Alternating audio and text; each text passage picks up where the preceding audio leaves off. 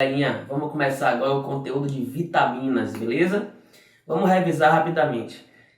Bioquímica está dividida em compostos inorgânicos e compostos orgânicos. Os inorgânicos você lembra, água e os sais minerais. E os compostos orgânicos são carboidratos, lipídios, vitaminas, proteínas e ácidos nucleicos. As vitaminas são os menores compostos orgânicos, são os menorzinhos em relação a carboidrato, em relação a lipídios, em relação a proteínas, são os menorzinhos. Só que as vitaminas que foram descobertas inicialmente, elas, por exemplo, uma das primeiras vitaminas descobertas foi a tiamina. Essa tiamina foi descoberta porque lá na Ásia, algumas populações se alimentam com arroz sem a casca.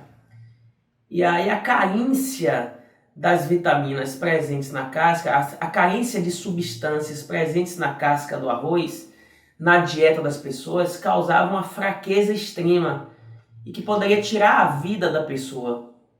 E aí os pesquisadores começaram a investigar o que seria aquilo ali e descobriram que a tiamina era um composto aminado, ou seja, era um composto que tinha amina e que dava a vida. Por isso que o nome ficou vitamina, ou seja, as aminas que dão vida, beleza? Então, gente, ó, a palavra vitamina quer dizer aminas da vida. São as aminas da vida. Por isso o nome vitamina. Só que as vitaminas, apesar de que algumas realmente apresentam compostos nitrogenados, radicais nitrogenados, nem toda vitamina apresenta esse padrão, beleza? Por exemplo, lipídios são ésteres, álcool com ácido graxo.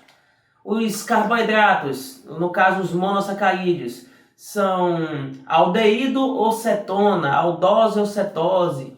Então observe que carboidrato tem um padrão químico, lipídios tem um padrão químico, proteínas são aminoácidos, tem um padrão químico, mas as vitaminas não têm padrão químico.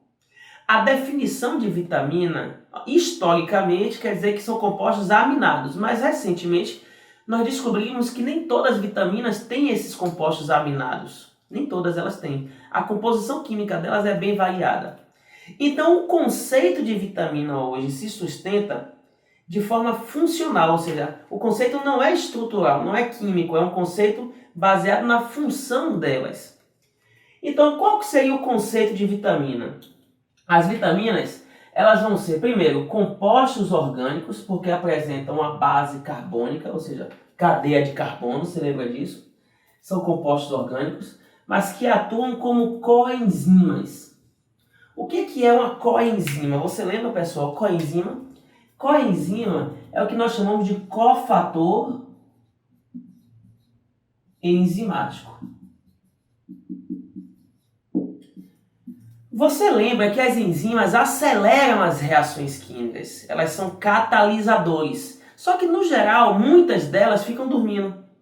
Quem é que acorda as enzimas para que elas possam trabalhar, para que elas possam funcionar? São os cofatores. Os cofatores podem ser inorgânicos, aí são os sais minerais, e os cofatores podem ser orgânicos, que são as vitaminas. Quando os cofatores são orgânicos, aí nós chamamos de coenzimas, beleza? Então as coenzimas são os cofatores orgânicos, ou seja, eles acordam as enzimas para que elas possam trabalhar. Valeu, galerinha? Beleza, vamos lá. Outra coisa que ajuda a conceituar as vitaminas é que elas são micronutrientes essenciais, principalmente para os animais, beleza? O que é um micronutriente? Não confunda a palavra micromolécula com micronutriente. Micromolécula aí tem a ver com as dimensões da molécula, com o tamanho dela. E micronutriente tem a ver com a nutrição, ou seja, é quando aquele nutriente a gente precisa ingerir pouco diariamente. Então a ingestão diária é em pequenas doses, em pequenas concentrações. Então vamos lá. Micronutriente quer dizer que as vitaminas são necessárias em pequenas concentrações diárias. Por isso que a gente chama de micronutrientes. Valeu? Bom, e essenciais, por quê? Porque um nutriente ele é essencial quando o nosso corpo não é capaz de produzir. Alguns aminoácidos são assim, o ômega 3 também é assim, e algumas vitaminas também são assim. Quer dizer, algumas vitaminas não. No geral, todas as vitaminas, porém tem exceção, viu gente? Eu vou explicar mais pra frente que tem exceção. Tem algumas vitaminas que a gente produz.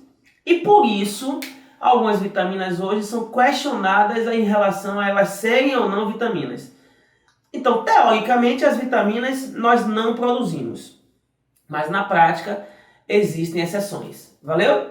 Bom, as plantas, por exemplo, produzem todas, mas os animais não. Então, gente, ó, essencial é porque o organismo, ó, ele não produz a vitamina. Ele não produz. Então, se ele não produz, então nós dizemos que é essencial conseguir na dieta. Beleza? E os nutrientes, né, que nós produzimos, nós vamos chamar de nutrientes naturais. Então, existem duas categorias de nutrientes: os essenciais e os naturais. Vamos ver agora, galerinha, a classificação das vitaminas. Olha só, elas podem ser classificadas em dois grandes grupos, e isso tem a ver com a solubilidade. As vitaminas elas podem ser solúveis em água, aí a gente chama de hidrossolúveis, ou elas podem ser solúveis em lipídios, solúveis em gordura ou em óleos. A gente chama de lipossolúveis. Então, lipossolúvel, solúvel em lipídio, hidrossolúvel, solúvel em água. O que você tem que saber sobre isso? Primeiro, o transporte dessas vitaminas pelo corpo. Quando você ingere uma vitamina hidrossolúvel, ela é absorvida no intestino, vai para o plasma sanguíneo, que é aquoso, e dessa forma alcança o citoplasma das células. E aí faz sua função nas células. Beleza? Quando você absorve as vitaminas lipossolúveis lá no intestino, elas não vão entrar no plasma sanguíneo. Elas vão ser absorvidas pelo sistema linfático. Valeu? E elas não circulam no plasma, ou seja, elas não circulam soltas no meio aquoso. Elas são transportadas por proteínas plasmáticas e por lipoproteínas, que aí pode ser quilomicron, pode ser HDL, LDL, também podem transportar vitaminas. Entendeu, gente? Então, as vitaminas lipossolúveis apresentam transportadores plasmáticos e as vitaminas hidrossolúveis são transportadas pelo próprio plasma. Outra situação que você tem que saber é a disponibilidade que o corpo tem em relação a essas vitaminas que você absorveu. Quando você absorve vitaminas hidrossolúveis, como elas estão em meio aquoso, elas sofrem mais, efeito do metabolismo. Então o metabolismo do corpo acaba degradando uma parte delas, acaba eliminando uma parte delas na filtração renal.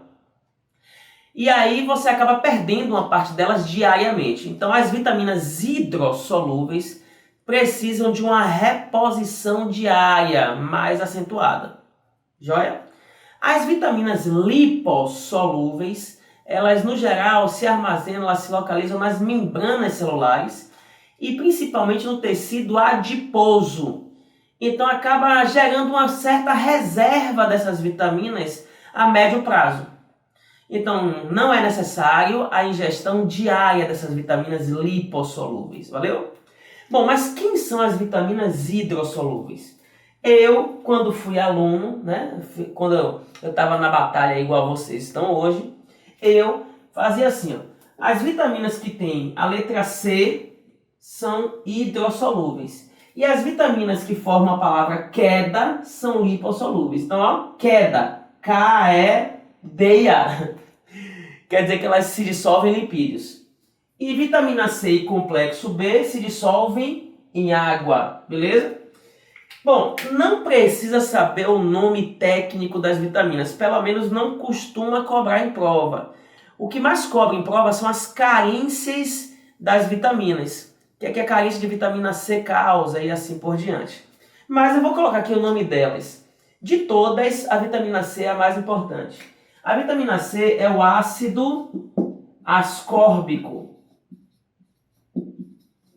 Ácido ascórbico.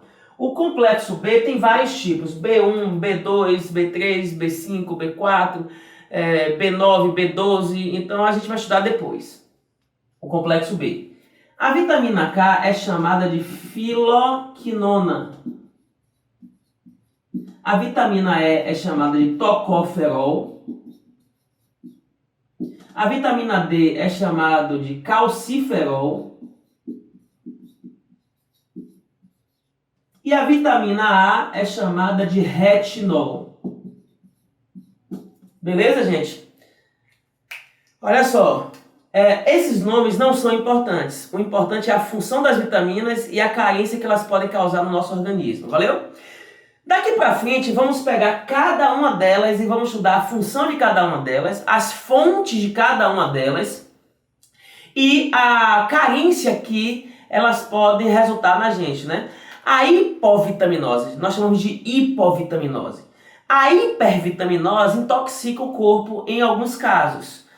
Mas para você conseguir uma hipervitaminose, naturalmente é muito difícil. É muito difícil se alimentando naturalmente ter hipervitaminose. É mais fácil ter hipovitaminose.